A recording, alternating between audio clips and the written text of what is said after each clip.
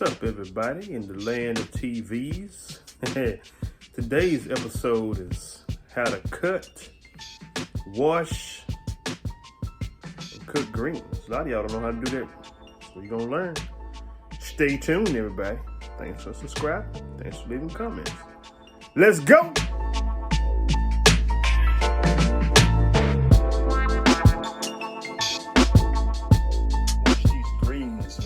Wash them, cut them, cook them, and get them going. It man field style. So anyways, these right here are called turnip. Like turn up the radio, man. Turn it up loud. Turnip greens, okay? Identify turnip greens. They leafy as usual, but they leaves kind of staggered, spaced out. We'll get back into that later because I kind of skipped out some stuff, but this is how they look. It's not a whole leaf. It's staggered leaves, okay? The turnip comes with long stems. It's really long stems. I'll show you that again. But I always cut the stems off. You know, you're going to wash these things about 3 or 4 times, but, you know, it's because you don't want to be chewing on no dirt. The dirt ain't going to kill you, but it's gritty. And so you get your one bowl, get your another bowl, and then you get this thing right here. And you got to have this ginormous cookie sheet, right? This thing probably about 3 feet long, 2.5 feet wide. You can get them anywhere, but I ordered mine from this place online called Restaurant Supply Co. And it got this rake, man. Look at this rake. See the rake? So the rake sit in there. And the rake is what's gonna drain all the water and hold it for you. So these already been rinsed, right? Already been rinsed. And so on this side, we still got them in water. So you have to put enough water where it's close to the sink. Otherwise, the dirt is gonna sit on the leaf. And then you can't put too many in there because the dirt won't come off the leaf. It's like a bath, man. You gotta have the right ratio. Then you just leave them in there while they're doing what they do. And in a minute, when we get down to the bottom part, you're gonna see all the dirt in the bottom of the sink, and it's gonna make sense to you. So, you know, just put them out one by one, rinsing them, you know, lay them on this pan. You wanna lay them either all up or either all down. Because the thing is you don't want to overwork yourself. When you get to the big leaves, you want to put the big leaves on a separate side. Because remember, you put the little leaves on the big leaves. So when you start to roll them to cut them, you ain't going through all that stuff looking for nothing. You laid it on there right from the jump, you know where it's at. Know what I'm saying? Y'all don't know what I'm talking about. That's why you need this gigantic pan I was telling you about. Got a lot of work now. See, that's the whole purpose of that pan. See what I'm talking about? Yeah, Macho Man Randy Savage in the house tonight. You know what I'm saying? Alright, anyway, so a lot of people say, yeah man, what them holes mean when you go get some greens? Why do you look like somebody shot it with a 410 full of buckshot? Well, the answer to that question is bugs, man. Bugs be doing that. A lot of people don't want the ones that got little holes in them. But see, me personally, the bugs doing the work for me. That's sampling. That's letting me know that this green is all right. The bugs came to do with sampling. And when you get your one that's a little darker and the bugs ain't made their way to it, like little romaine lettuce, be suspect. You know what I'm saying? It be suspect. So me personally, if ain't no bugs been nibbling on it, I be like, man, I don't know, man. Cause that's what bugs do, man. They eat them. See there? I like when I see that. Let me know, yeah, that's pretty tasty right there. Now, why they didn't eat the whole leaf? I don't know. Their stomach probably ain't that big, but I do know they enjoyed it. So I'm gonna enjoy it. Oh, I'm talking back. All right, see? Some of the dirt. So you gotta wash them and keep washing them. Otherwise, ruin your whole meal when you're eating greens and start chewing on grits, man. So everybody know the first step in washing greens, you put them in the sink, wash them, put them over there, and then you gotta wash them again, then you take them out, put them back over there. And you know, you basically do the same thing with stems, okay? So the stems been washing, and the reason why is so you take these out, and you put them in there and you let them drain. A lot of people don't like the stems. If you're the kind of person to be crying, man, I don't like all them stems. I hate them stems. Well, throw them in the trash can. But the reason why I save them is because when you save the stems, they have a lot of moisture in them, fluid, water, whatever you want to call it, and a lot of benefits in my opinion. So you put it in there and you see it's still draining, so then you ain't got to worry about all that extra water stuff. So then you take these stems, put these in that water. You get where I'm going?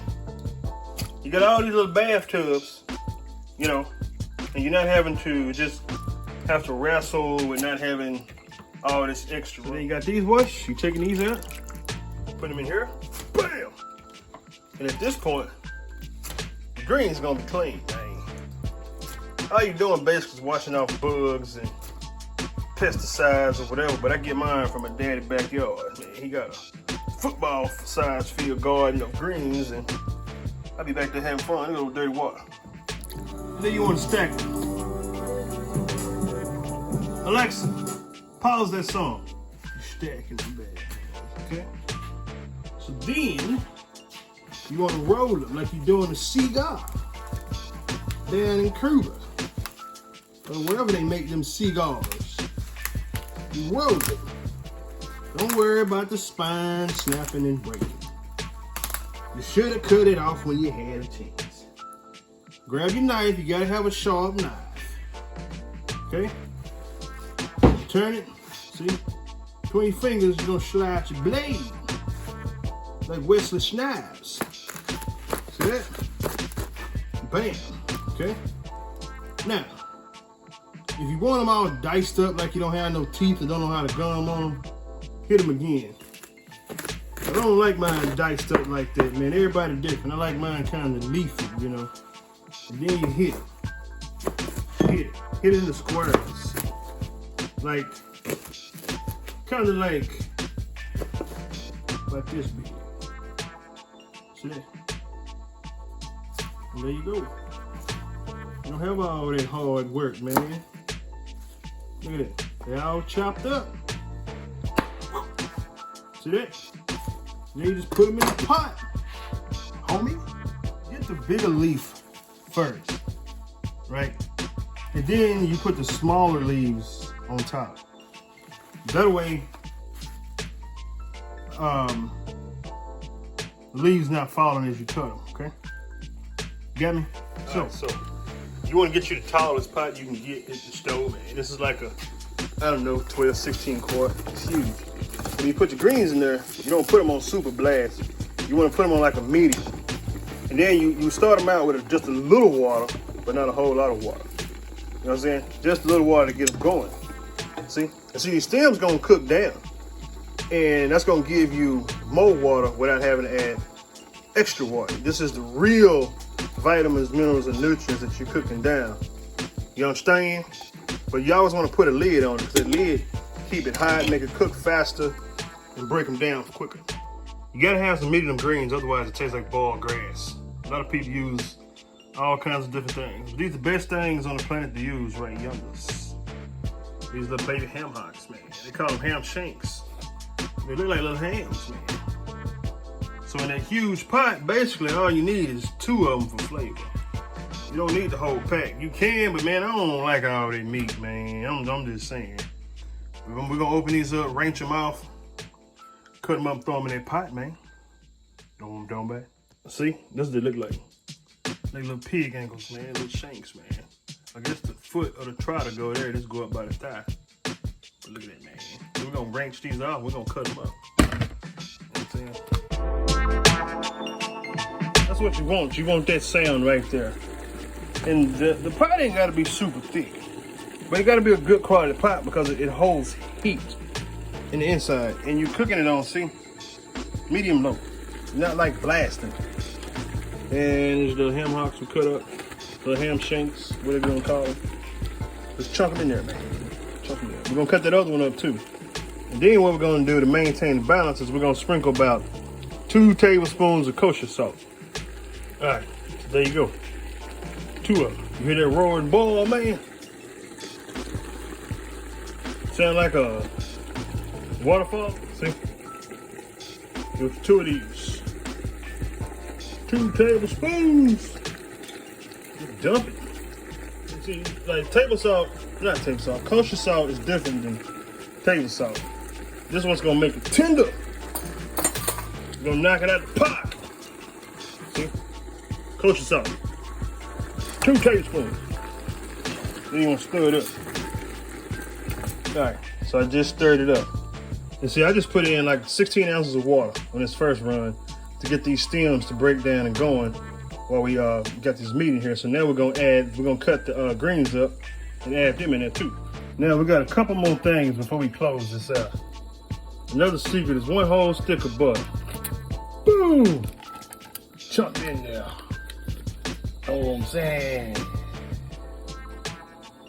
This old fake butter, that's the only bad thing it's good for. It's adding a little extra flavor. Been cooking. Alright. Probably about 45 minutes to an hour. On like medium low. Alright? So you sample this little ham shank. And you be smacking.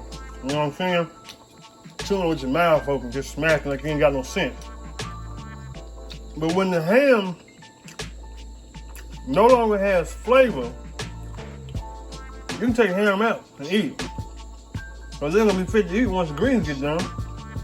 You know what I'm saying? You just use it for flavor. You know? And that's when you know all the flavor from the ham is in your pot liquor. And later on, you come back and sample your pot liquor and adjust it. Hey, wait a minute. How you know when the green's done? You can't look at them and tell. I said, well, you get your old dirty fork that you've been sucking on and digging in your tooth with. Get you some young tender green, a little bit, not a whole lot, a little old young tender green. And then you put it in your mouth. And you chew on it. And if you can chew it, it ain't done. It's supposed to dissolve kind of like spinach. But before it get to that not so quite spinach part. And then you just cover it back up. Put your lid on there. Continue to let it cook. All right, everybody. So now we're gonna check on the greens. It's been about an hour and a half, such, just depends. Now, there's a lot of things you look at and you kind of automatically know. One, you can tell by the color.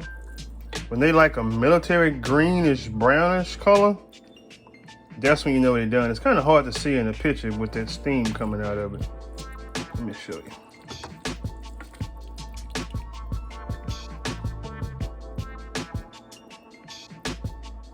And you can tell because the little stems be a little limp looking. I like mine full of them because to me they're like luxury green beans. So that's why I have so many stems in there. A lot of people don't like the stems. I love them. So anyways, get your a little stem and a little green. And then you just sample it again. All right? And see, when you're not fighting to chew them and they kind of melt in your mouth, with just a little chew, they done. You know, it's not like a salad. You got a little bit above spinach. And at this point, that's when you want to taste your pot liquor. See, you do yourself adjusting at this phase. It's hot, man, so you gotta let it blow on it a little bit. You don't get a whole lot, you just get enough to kind of cool. See what I'm saying?